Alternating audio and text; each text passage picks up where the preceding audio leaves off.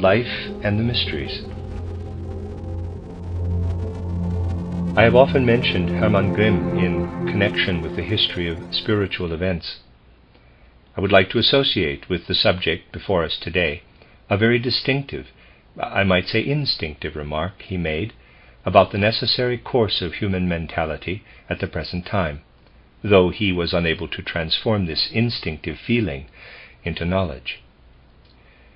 In Grimm we find a kind of antagonism toward the whole way of regarding history. He had a feeling, which was correct, that the present way of regarding history came about unconsciously, and therefore, again instinctively, because the Christ event had in the course of evolution been excluded therefrom. At least it had not been thought necessary to give it a place in the first line of importance in human evolution. It was Grimm's desire that history should be studied so that the Christ should be represented as the most important factor in the whole course of human progress, and that it should be clearly demonstrated how immensely important the impulse was that entered human evolution through the mystery of Golgotha. Because of Hermann Grimm's instinctive perception of what might be called Goethe's world outlook, and because through his incapacity to see into the spiritual world this remained only instinctive, he was unable to give clear expression to it. It may seem paradoxical to say that history has regarded it as its main business to expunge the event of Jesus Christ from history, yet this is a fact. Many persons would do anything to prevent the deeper meaning of the Christ event from finding a place in the record of events affecting humanity. Through this instinctive feeling, which dwelt with such force in many souls, great darkness lay over the centuries immediately following the mystery of Golgotha. Not that people did not try to understand it, even historically, but they introduced into their conception of it things that had occurred both in the centuries before and after, not distinguishing with sufficient care the things that happened before from those that happened at the time of the mystery of Golgotha itself. When we consider how dependent our age is on authority as regards its beliefs, we can estimate how successful history has been in allowing so little to emerge throughout the centuries of what really did effect the evolution of mankind. When a personality such as Goethe appears, an example of whose method of regarding nature I gave in the last lecture, a method which led him directly to a view of the world in which nature and morality are one, the attempt is made, whenever possible, to weaken and cripple the very point which, if grasped aright, would lead men to a spiritually scientific point of view, both grand and reverential. I have shown how ordinary botany did not satisfy Goethe. He desired a spiritualized botany, and with its help he arrived at finding the spirit as it is revealed in the plant kingdom. He found that spirit to which in its present form the vegetable kingdom cannot attain, because it is unable to carry to full completion the predispositions with which it had originally been endowed. Goethe tried to see more deeply into these predispositions, and also into those of the mineral kingdom than is possible for ordinary sense perception. It was therefore most inopportune for him that the opinions of Haller should have come to the fore in his day, which opinions he summed up beautifully in the following words. I'm going to try the German. Quote, Ins Innere der Natur dringt kein erschaffener Geist, glückselig, wem sie nur die äußere Schale weist. To which, close quote, to which Goethe replied, quote, Das hör ich nun seit 60 Jahren wiederholen und fluche darauf, aber verstohlen. Natur hat weder Kern noch Schale, alles ist sie mit einem Male, dich prüfe die nur allermeist, ob du selbst Kern oder Schale seist. Close quote. Footnote. First quote was, to the inwardness of nature no creative spirit penetrates.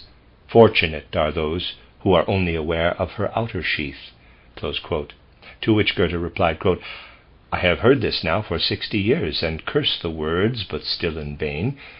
Nature has neither sheath nor kernel, all in it is one. At very most thou dost but prove, if thou thyself be either sheath or kernel. Close quote. Goethe thus opposed Haller's point of view with all his might. Why? Because behind his instinctive knowledge, Goethe was possessed of a vast spiritual background, which the men of the 19th century had tried hard to bury beneath a heap of debris.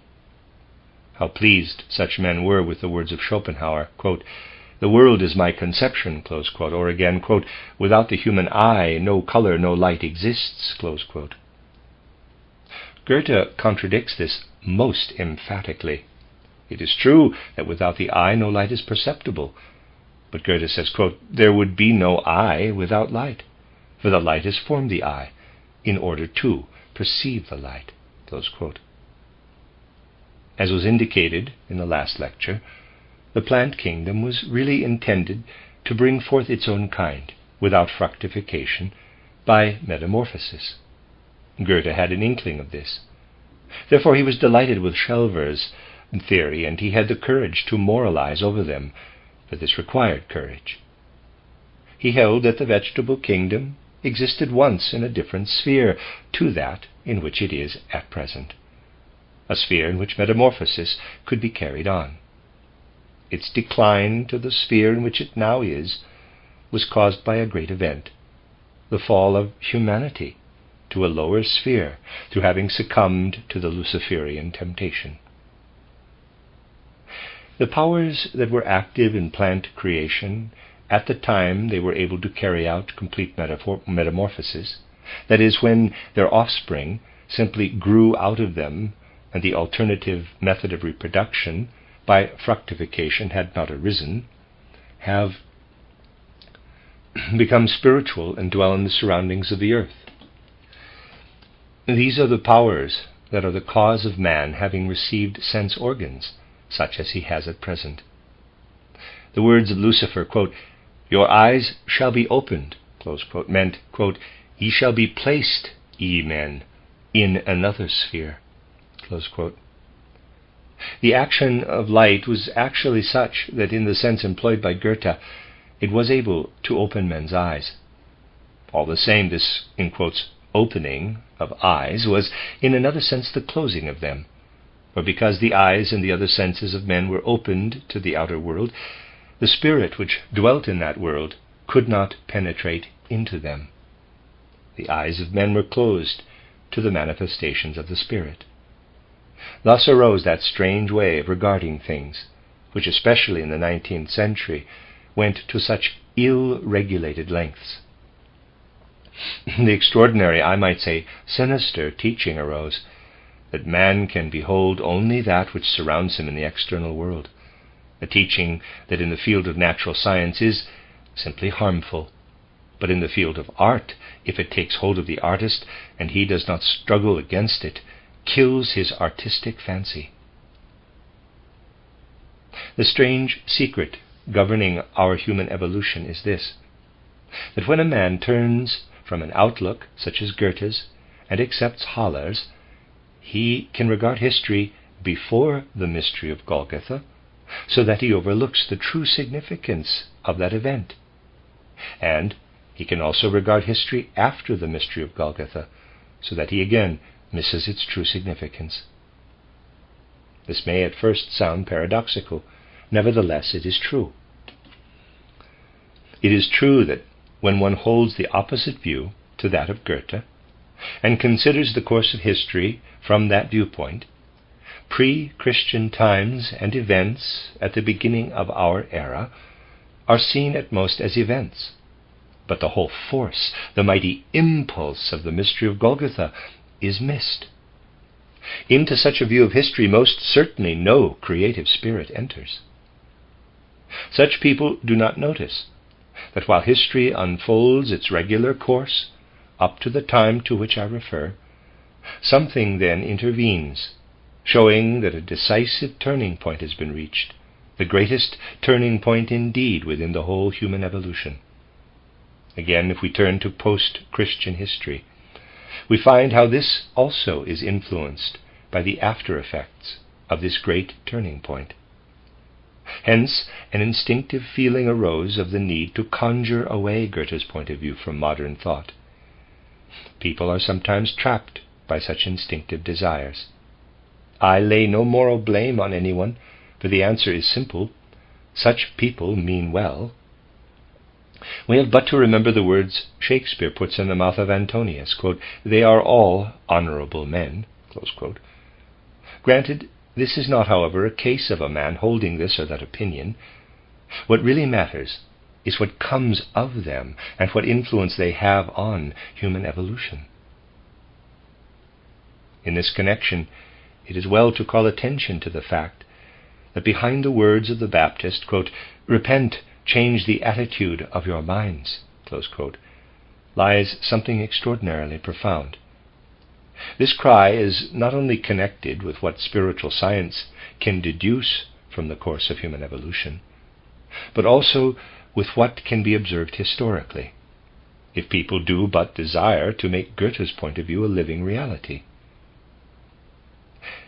It then becomes a great impulse toward Christianity and leads directly to spiritual science. I may perhaps best make clear to you the things that really concern human evolution if I remind you of some of the things connected with the mysteries in pre-Christian times. On other occasions I have indicated what was attempted in these mysteries, and refer to them in my book titled Christianity as Mystical Fact, where I quote what Plato says about them. It is true that we can today refer with a smile of understanding to such sayings of his as, quote, "Those who are initiated into the mysteries participate in eternal life. Others are as if cut off," close quote, incomplete, in parentheses. In this book I drew attention to the words of Plato with purpose, for they show in all seriousness what he had to say of the mysteries.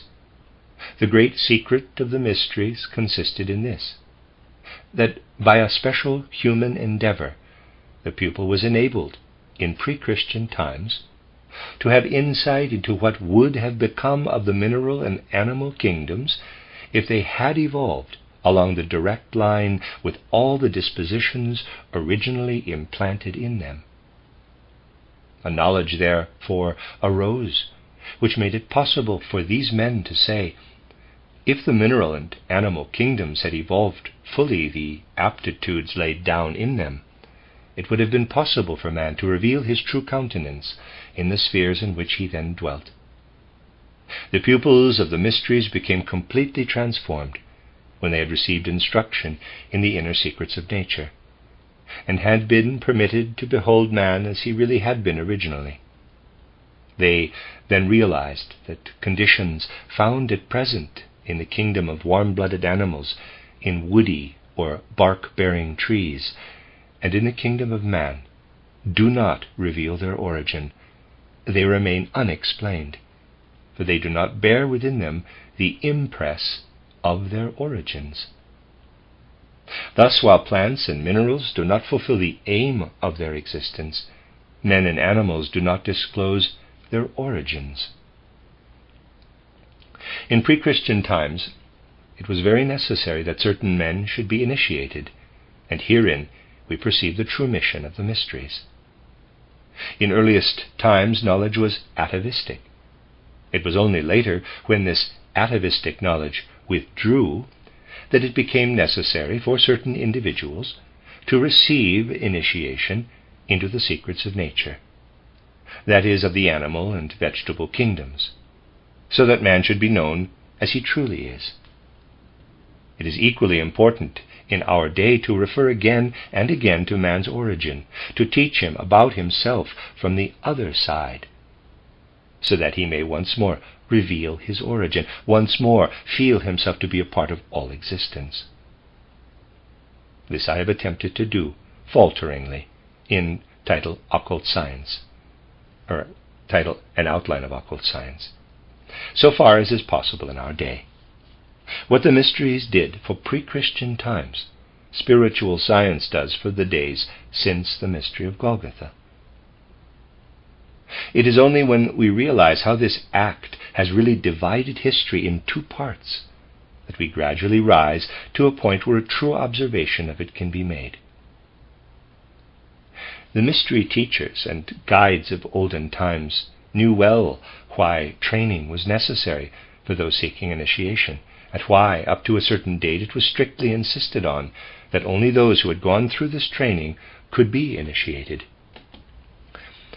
This was especially the case in ancient Greece. The object of this training was that the secrets to be imparted should be received into the man's life in the right way. It was considered just as impossible to impart the secrets of the mysteries to those who were not worthy of them, as it was for Jesus Christ to communicate to the scribes and Pharisees the mysteries of the kingdom of God. He could only do this to those who were his pupils. No blame can be ascribed to the leaders of the mysteries that, about the time when the mystery of Golgotha was drawing nigh, these were no longer what they had been. It was not their fault that they had come to an end. It was imperial Rome which most unjustifiably dragged forth the mysteries from the sphere of secrecy. A time came when the leaders could no longer withstand the commands of the Caesars. The fact that spiritual life was violated by the Roman emperors is clearly reflected in every event of that time. A man like the Baptist saw the approach of this in every particular, for those who have the will to see can see what is approaching. What such men see they express in words which, though often ambiguous, are true in every respect. The words of the Baptist, quote, "Change your hearts, the kingdom of heaven is at hand," close quote, might be rendered as follows, quote, "Behold, that which was contained in the ancient mysteries and which brought salvation to mankind is here no longer. It has been seized forcibly by imperial Rome, which has spread its pinions also over the spirit of the Jewish people you see around you. Change your thoughts, therefore. Seek salvation no longer in what comes from Rome, but seek it in the things that are not of this earth. Receive baptism, whereby your etheric bodies are loosened, so that you may see that which is now approaching, and which will bring new mysteries, for the old mysteries have been reft from you by force." What had been done was done first by Augustus, though he made no wrong use of it. The emperors of Rome, simply by the power of their imperial commands, demanded to be initiated into the mysteries. This became their general practice, and it was this above all which John the Baptist wished to have changed. His object was to set those who desired baptism apart from the ordinary course of human existence, so that they should see the well-being of man only in that which proceeded from Rome. So that they should not see the well-being of mankind only in that which proceeded from Rome. The emperors who were most thoroughly initiated into the secrets of the mysteries were Caligula and the later Nero.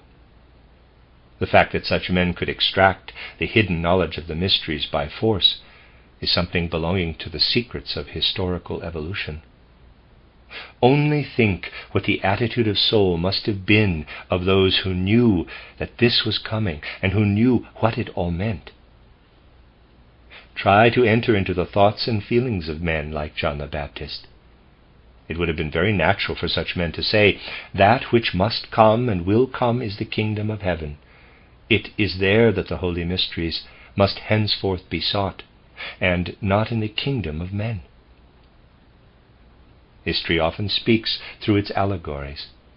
While Diogenes was still in Greece, he once went round the Athenian marketplace with a lantern looking for, quote, the men, close quote, who were lost, those whose power to see was lost. Why were they lost? Not because they were unknown, but because the time was approaching when they would see no longer that which it was possible to communicate to them of the secrets of evolution. The fundamental facts relating to this were known to men like Caligula and Nero, and just because of this they were veiled in darkness. Diogenes, in his way, and also John the Baptist, in his, felt the time approaching when, because the secrets of the mysteries had been divulged, men would be plunged into darkness and would have to be sought for with lanterns. Caligula had been instructed in the rudiments of the ancient wisdom of the mysteries, so that he might live truly within spiritual conditions. He knew, therefore, how to control his consciousness between waking and falling asleep, so that he could hold intercourse with those beings known to the ancient mysteries as the moon gods. It appertained to that hidden knowledge, to know what lay behind ordinary day consciousness, to know how this became changed when a man was able to penetrate to other states of consciousness. For through the fact that man is aware where his individuality is when it withdraws during sleep into the spiritual world, he is also aware that his individuality is not only incarnated here as a being of nature, related to other natural beings, but that it is related to the spiritual world, to all that lives within the spiritual hierarchies. When a man knows the secrets of the moon gods, his relationship to the sun gods naturally changes also.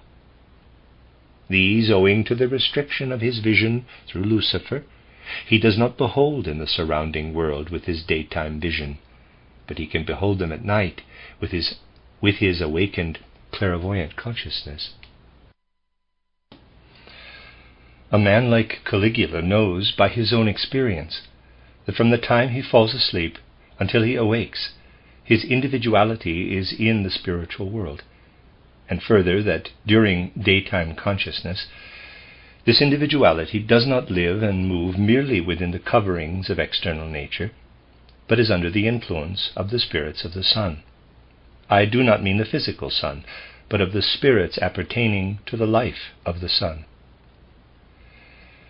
Caligula had not, of course, undergone the training that was necessary for all this. He could, during sleep, hold intercourse with the moon gods, and this was why he sometimes addressed Jupiter in daily life as, quote, Brother Jupiter, close quote. He frequently used this form of address, for quite naturally he felt he was a dweller in the spiritual world to which Jupiter belonged, and he sought by his actions to demonstrate that he belonged to the spiritual world. Sometimes he appeared as Bacchus, with the thyrsus in his hand and wreathed with oak leaves. At other times he appeared as Hercules, with club and lion skin, and had himself reverenced as Hercules. At other times he appeared as Apollo, carrying a bow, his head crowned with golden rays and surrounded by choirs, singing the customary songs in his honor. He also appeared sometimes as the god Mercury and as Jupiter. On one occasion, a poet who was considered to have knowledge of such matters was commanded to decide which was the greater, Caligula or Jupiter, and a statue of Jupiter was placed beside Caligula for this purpose. The poet was scourged because he did not decide that Caligula was the greater. What can be gathered from this judgment? It is instructive to associate with it the words uttered by Lucifer at the temptation in the wilderness. Quote, Your eyes, senses, shall be opened, and ye shall be as gods, close quote, to which may be added, quote, You shall distinguish good and evil, close quote. The power to distinguish good and evil was, however, implanted in man by a spirit who could only live in evolution up to a certain time. This time had now expired. It came to an end when John the Baptist first appeared with his cry, quote, "The kingdom of heaven is at hand," close quote. He did not, however, add the further words, quote, "and the kingdom of Lucifer is at an end," close quote. It was natural that he should only speak of the kingdom of heaven. In many of the judgments of Caligula, it was easily seen that the power to distinguish right from wrong no longer existed. Only when a judicial error had been made, and owing to the confusion between guilt and innocence, an innocent man had been condemned to death, Caligula said, quote, "It matters not, for the innocent man was as guilty as the others," close quote. And when Petronius lay under sentence of death, he said, quote, "Those who have condemned him might just as well be condemned themselves, for they are equally guilty," close quote.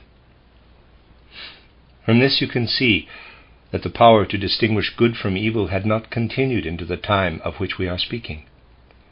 Nero was a similar type of initiate to Caligula. At bottom he was a psychoanalyst, but on a grand scale, for he condemned the saying that everything that arose in man was the result of the way in which sex affected him, a teaching that commonplace psychoanalysts have accepted in our day. Professor Freud is not Nero, however, by any means, not that he is devoid of soul, but of all greatness of soul. What John the Baptist knew was known also to Nero. Nero knew, and herein lies the difference between him and Caligula. Nero knew, because of his initiation into the mysteries, that there was a close connection between the present state of the mysteries and that of man.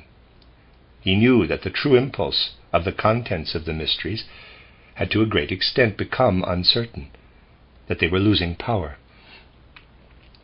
It was not John the Baptist alone who said that the old world order was come to an end, though it was he who added the further words, quote, "Change your thoughts. The kingdom of heaven is at hand," close quote. Nero knew also that the kingdom of the old had come to an end, that a vast break had occurred in evolution. Added to this knowledge, he had his demoniac consciousness. He had his demoniac consciousness. All the devilish things belonging to an unworthy initiate are to be found in him. He could foresee the destruction of the world, just as the Baptist did, just as Jesus Christ did. When the things that Jesus Christ and John said about the destruction of the world are rightly understood, men will see the futility of the ordinary acceptance of these sayings, which seek to assign a definite time to it, and they will understand the sense in which the Bible speaks of the coming destruction of the world. Nero knew that a new order was coming, and it did not please him. How characteristic is his saying that he would like nothing better than to take part in the destruction of the world. Quote, "It would delight me," close quote, he said, quote, "to see the world go up in flames," close quote. This desire to see the world go up in flames was a special delusion of his, and from it sprang the act, which may be doubted historically, but which all the same is true, that he caused Rome to be set on fire, because in his delusion he pictured the conflagration spreading so far that the whole world would be consumed. These are a few typical examples, showing how the world was then, in a certain way, coming to an end, and how it would have to begin anew. In actual life, however, the course of events shows that one condition passes gradually into the other, and that old conditions often endure after the first impulse to the new has already been felt. Although since the mystery of Golgotha, the kingdom of heaven was among men, the empire of Rome continued in declining evolution alongside of it. The empire continued in decadent form, and is the cause that at the present day the most divergent views as to what is right and wrong are expressed even among people of learning. It continues even among us today and permeates growing Christianity with the spirit of imperial Rome. Were we to investigate further along these lines, some very remarkable facts would come to light. In the first place, we would find that all the ideas of law and justice which arose later point back to the justice of Rome, that the Roman sense of rights, which according to Christ are anti-Christian, have permeated everything. Many things would have to be mentioned if we were to review all the instances in which Roman imperialism endures to this day. There is something instinctive in the way Roman history is taught in the schools, and also in the way those historians who write the pleasing fables they designate history today convey to mankind the consciousness of imperial Rome, so that the spirit which ruled it is entirely left out. This spirit is omitted, even by the most learned. One thing has most certainly resulted through the fact that the full significance of the moment when the cross was raised on Golgotha has not been brought home to the consciousness of humanity as a whole, which is that the real meaning of that great event has been passed by. The outcome is that, if we desire light and not darkness, we must search everything in modern life that is connected with a true understanding of Christianity, so that we may gradually develop that divine anger which was frequently felt by Christ himself when he had to reply to questions by the scribes and Pharisees. I have attempted in this lecture to give you a picture of the conditions existing in the centuries into which Christianity broke, and have laid stress on the need to study history much more profoundly than is customary, especially that part of it in which the mystery of Golgotha occurred. We must acquire a feeling for the value of things, and try to distinguish those that are important from those that are not.